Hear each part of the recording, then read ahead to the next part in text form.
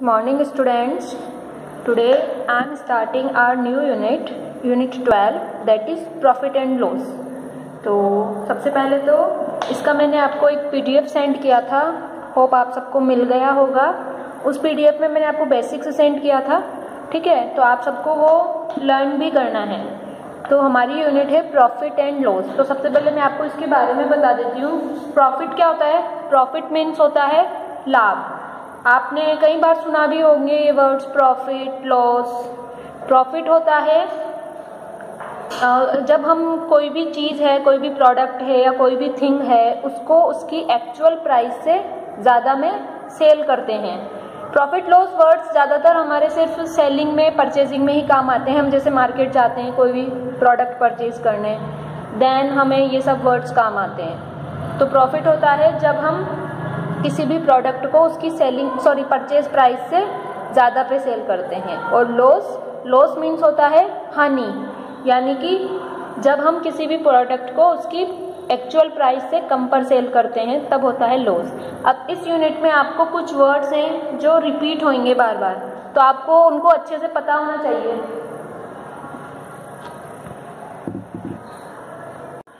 अब इस यूनिट में कुछ वर्ड्स बार बार रिपीट होंगे, तो आपको सबसे पहले तो ये आइडेंटिफाई होना चाहिए कि क्या चीज़ क्या होती है। वर्ड्स जैसे कि बार बार आएगा, एक तो कोस्ट वर्ड आएगा, कोस्ट प्राइस, ठीक है। एक वर्ड आएगा सेलिंग प्राइस, फिर प्रॉफिट है, लॉस है। ये कुछ ऐसे वर्ड्स हैं जो बार बार रिपीट होंगे आपकी होल यूनिट में। तो आपको सबसे पहले तो इनकी आइडेंटिफिकेशन आनी चाहिए कि what is coast price, what is selling price, what is profit, what is loss. तो कोस्ट प्राइस क्या होती है? कोस्ट प्राइस होती है जो किसी भी प्रोडक्ट की प्राइस होती है। जैसे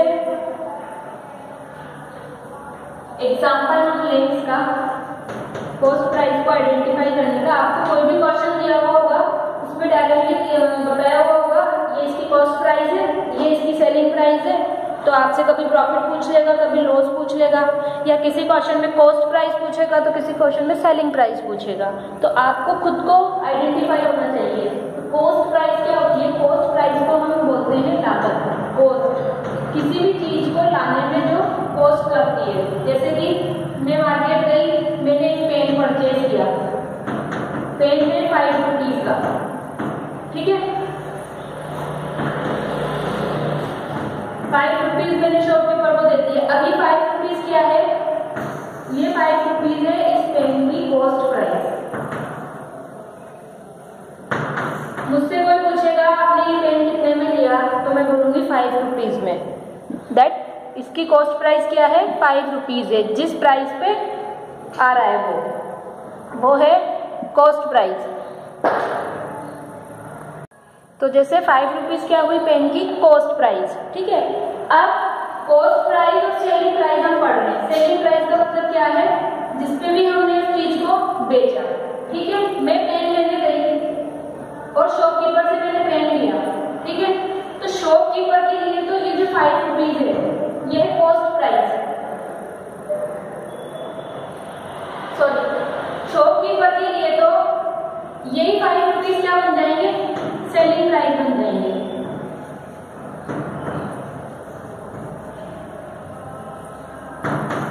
फॉर शॉपकीपर।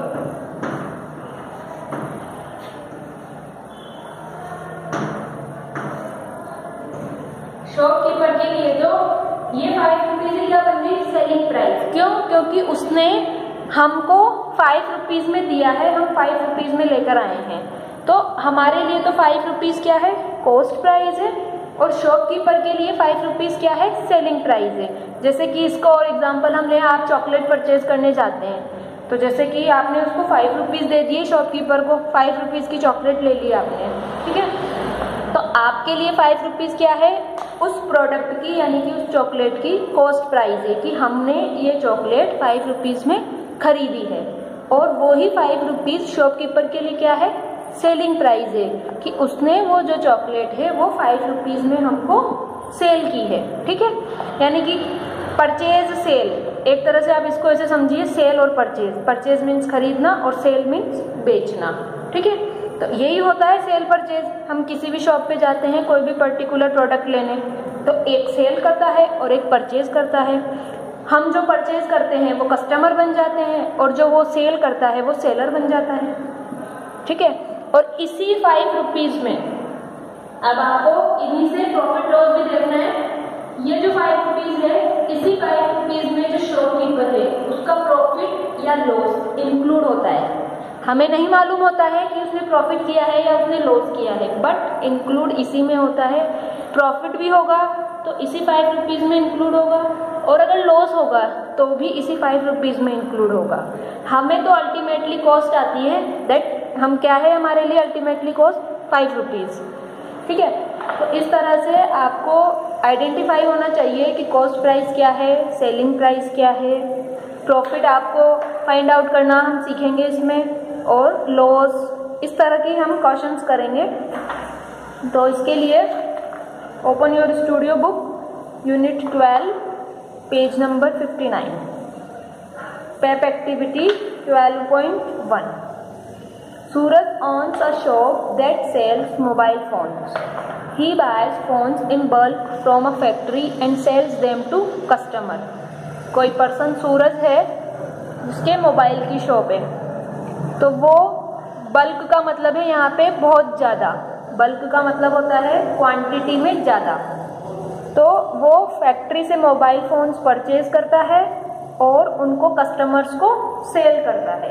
आपको पिक्चर भी गिवन है ऑलरेडी, 2 पीपल्स है पिक्चर में, ये देखिए पिक्चर, इस पिक्चर में 2 पीपल्स हैं और पीछे आपको इलेक्ट्रॉनिक्स मतलब मोबाइल फोन्स, टैबलेट्स, इस तरह की आइटम्स शो किए हुए हैं।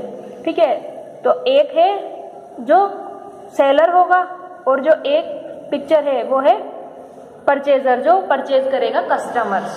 अब आपसे पूछ रहा है, he buys mobile phones of a particular brand from the factory for ₹5,000 each.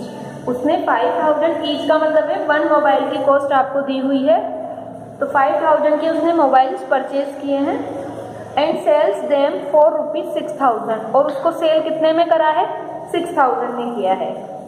ठीक है, Does Suraj sell the mobile phone to his customers for the same price that he bought it for? तो आपसे वो ये पूछ रहा है कि क्या सूरज ने उसी प्राइस, उसी कॉस्ट पे उन मोबाइल फोन्स को सेल किया है क्या जिस पे उसने परचेज किया था। तो देखो हम कर रहे हैं,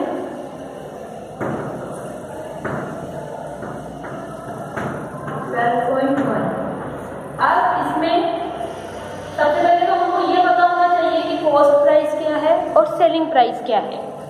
हमको हमेशा 2 कॉस्ट दी हुई होगी, या तो 2 कॉस्ट दी हुई होगी या 1 कॉस्ट और प्रॉफिट दिया हुआ होगा, या 1 कॉस्ट और लॉस दिया हुआ होगा, तो दूसरी कॉस्ट फाइंड आउट करनी होगी। ठीक है, अब इसमें हमको 2 कॉस्ट दी हुई है। क्या बोल रहा है वो कि 5,000 में तो उसने फैक्ट्री से परचेज किए हैं और 6,000 में उसने सेल कर दिए। अब परचेज के लिए भी आपको एक चीज़ ध्यान रखनी है कि कुछ भी वर्ड्स हो सकता है, या तो बाइज हो सकता है, जैसे इसमें बाइज है, बाय का मतलब भी खरीदना होता है, या एक पर्टिकुलर परचेज वर्ड भी आ सकता है, परचेज का मतलब भी खरीदना होता है, या फिर डायरेक्ट कॉस्ट प्राइस दे दे आपको, तो कॉस्ट प्राइस का मतलब क्या है, उसी की कॉस्ट है, उसकी लागत है। तो इसमें यानी कि ये कॉस्ट प्राइस हम इसको लिख सकते हैं, कॉस्ट प्राइस है ₹5,000। और एक आपको ये ध्यान रखना है हमेशा, किसी भी चीज की आपको प्राइस दी हुई होगी तो उसके पहले इस तरह से रुपीज का सिंबल लगाना कंपल्सरी है। रुपीज का सिंबल लगाए बिना आप नहीं कर सकते, रुपीज का सिंबल लगाना बहुत जरूरी है। ठीक है, और सेल प्राइस बोल दो इसको इसकी, और सेल प्राइस कितनी है, ₹6,000, यानी कि इसने मोबाइल फोन को 5,000 में परचेज करके 6,000 में सेल कर दिया। तो वो आपसे पूछ रहा है कि क्या उसने सेम प्राइस पर सेल किया है क्या, यस या नो। तो आप किस पे टिक करेंगे, नो पे, क्योंकि उसने परचेज किए हैं 5,000 में और सेल कर दिया 6,000 में, तो हम यहाँ टिक करेंगे नो। इसके बाद पूछ रहा है why, discuss with your teacher and write 1 reason. अगर आपने नो पे टिक किया है तो बताओ क्यों टिक किया है, तो हम इसका आंसर क्या देंगे, because he sells mobile phones on higher price than its purchase price या कॉस्ट प्राइस। क्यों हमने नो क्यों किया? क्योंकि उसने हायर प्राइस पे सेल किया है प्रोडक्ट को उसकी कॉस्ट प्राइस से, यानी कि 5000 थी कॉस्ट प्राइस तो, पर उसने सेल कितने में किया? सेल 6000 में। तो इस तरह से हम इसका आंसर देंगे कि उसने हायर प्राइस पे सेल किया है then it's cost price. Okay, अब पेज नंबर 60, यहाँ आपको क्लैरिफिकेशन भी दिया हुआ है। इन पैप 12.1 the price Suraj paid to buy the mobile phones from the wholesaler is his cost price. अब आपको यहाँ बता दिया ऑलरेडी इसने कि जिस अमाउंट पर, जिस प्राइस पर उसने सूरज ने जो मोबाइल फ़ोन परचेज करे हैं वो क्या है? उसकी कॉस्ट प्राइस है। And the price at which he sold them to his customers is his selling price, और जिस प्राइस पे उसने कस्टमर्स को सेल करा है वो उसकी सेलिंग प्राइस है। The amount of money we pay to buy a product is the cost price. किसी भी प्रोडक्ट को परचेज करने के लिए जो मनी हम पे करते हैं किसी भी सेलर को, वो होती है उसकी कॉस्ट प्राइस, जिसको हम CPV बोल सकते हैं। And the amount of money we sell the product for is the selling price, और जब हम किसी भी प्रोडक्ट को सेल करते हैं तो जो वो होती है उसकी सेलिंग प्राइस। ठीक है, इसी तरह आपको और एग्जांपल दिया हुआ है। राजी designs clothes, she spent rupees 1200 to stitch a dress and sells it to a customer for rupees 1500। उसने 1200 में कोई ड्रेस स्टिच करी और उसको 1500 में सेल कर दी। ठीक है, तो 1200 तो क्या हो गया? कॉस्ट प्राइस हो गई, और 1500 क्या हो गई? सेलिंग प्राइस हो गई। Okay, let us look at another example. Shri Ram sells homemade jam. He spent rupees 95 to make one bottle of jam and sells each bottle for rupees 135। आपको jam की कॉस्ट प्राइस दी हुई है तो आपको बताना है कॉस्ट प्राइस तो क्या है। He spent rupees 95 to make one bottle बनाने में उसको 95 रुपीज़ लग रहे हैं, तो ये हो गई उसकी कॉस्ट प्राइस। ठीक है, and sells each bottle for rupees 135, और सेल कर रहा है वो 135 में, तो सेलिंग प्राइस क्या हो गई? रुपीज़ 135। तो इस तरह से आपको इसको कंप्लीट करना है।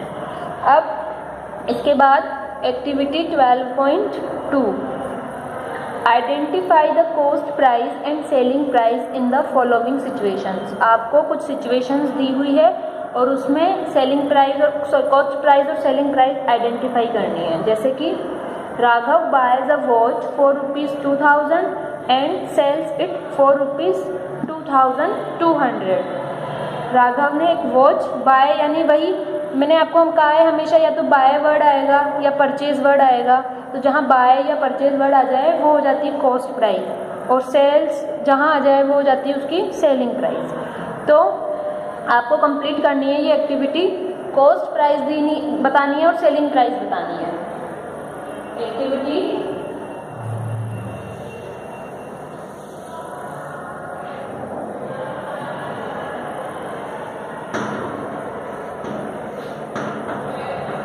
12.2, इसमें आपको टेबल दी हुई है और कॉस्ट प्राइस सेलिंग प्राइस बतानी है।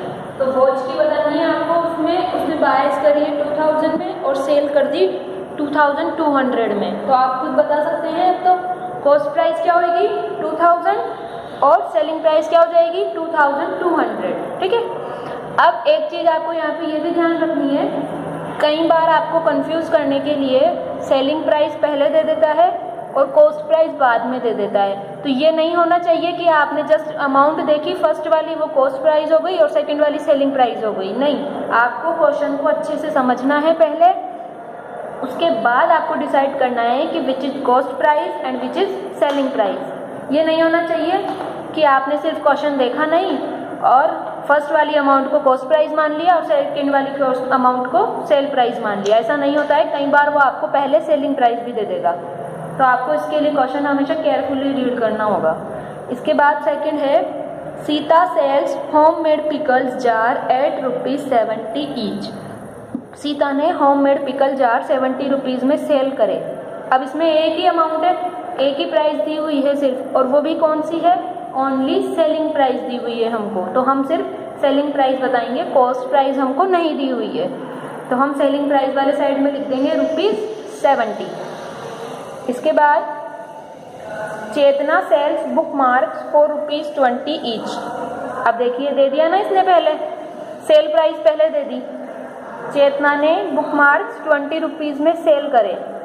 The materials to make each book mark cost her ₹4.10, और जो मटेरियल लगा उसको बुक मार्क बनाने में उसकी कॉस्ट क्या है, 10 रुपीज़ है। तो अब ऐसा नहीं होना चाहिए आपने इस क्वेश्चन को सही से पढ़ा नहीं, ₹20 तो कर दो आप कॉस्ट प्राइस और ₹10 कर दो सेलिंग प्राइस, नहीं, आपको क्वेश्चन को अच्छे से समझना होगा। अब इसमें पहले इसने सेल प्राइस दे दी आपको कंफ्यूज करने के लिए, तो सेलिंग प्राइस तो आएगी 20 रुपीज़ और कॉस्ट प्राइस आएगी 10 रुपीज़, ठीक है। तो इस तरह से हमको इस एक्टिविटी को कंप्लीट करना है।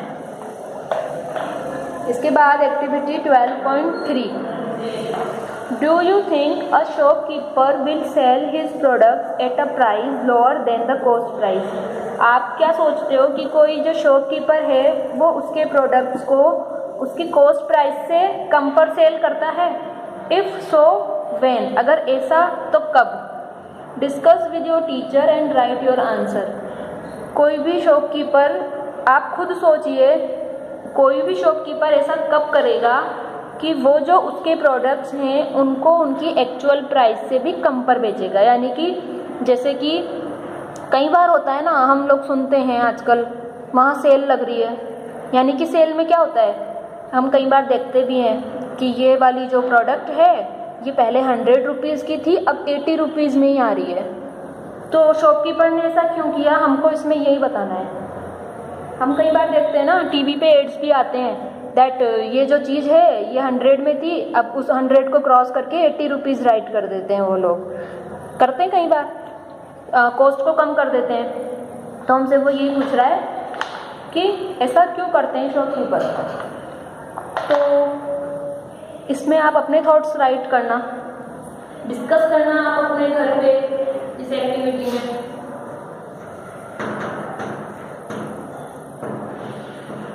पहले आप सोचना, और आपको अगर कुछ समझ में आता है तो आप राइट करना। उसके बाद हम डिस्कस करेंगे हमारी क्लास में, जब भी हमारी डाउट क्लास होगी ना, हम वहाँ पे डिस्कस करेंगे, तब हमको पता चलेगा कि कौन क्या आंसर सोचता है, तो हम सबके आंसर भी वहाँ सुनेंगे। तो ऐसे अभी मैं आपको एक बार बता देती हूँ। तो ऐसा कब करेगा शॉपकीपर, जब उसकी सेलिंग प्राइस से कॉस्ट प्राइस कम बेचेगा। तो जैसे कि हम इसका आंसर दे सकते हैं, जब कोई, अभी जैसे विंटर चल रही है, ठीक है, अब हम विंटर में तो सिर्फ वूलन क्लॉथ्स काम आते हैं विंटर में सिर्फ, ठीक है।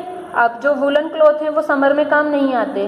तो जैसे कि वो शॉपकीपर कम रेट पे कब दे सकता है, जब सीजन एंड हो रहा हो। तो हम इसमें एक आंसर ये दे सकते हैं, व्हेन सीजन एंड, क्योंकि अब उसके कोई काम की नहीं है इस सीजन के बाद में, अब वो नेक्स्ट सीजन में ही काम आएंगे। तो हो सकता है वो कम प्राइस पे भी सोल्ड आउट कर दे। कई बार देखते हैं ना, अब जैसे कि वूलन सेल लग जाती है, तो इस तरह से वो उनकी एक्चुअल प्राइस से कम पर सेल कर देता है उनको।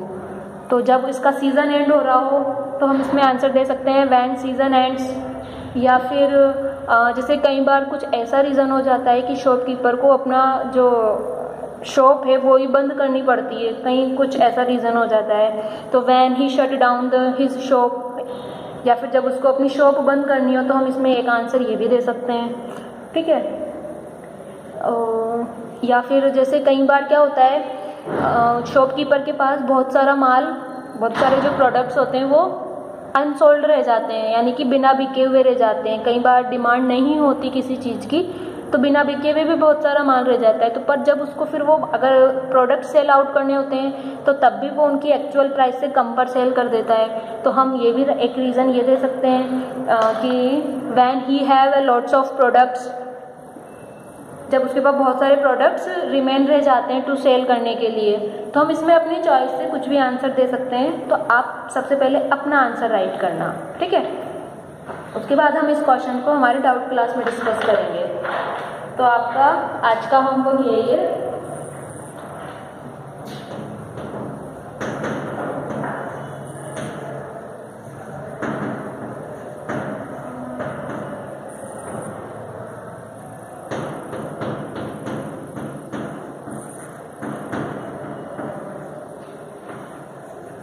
आपको एक्टिविटी 12.1, 12.2 और 12.3 करनी है। तो ये एक्टिविटीज आपको होमवर्क में कंप्लीट करनी है।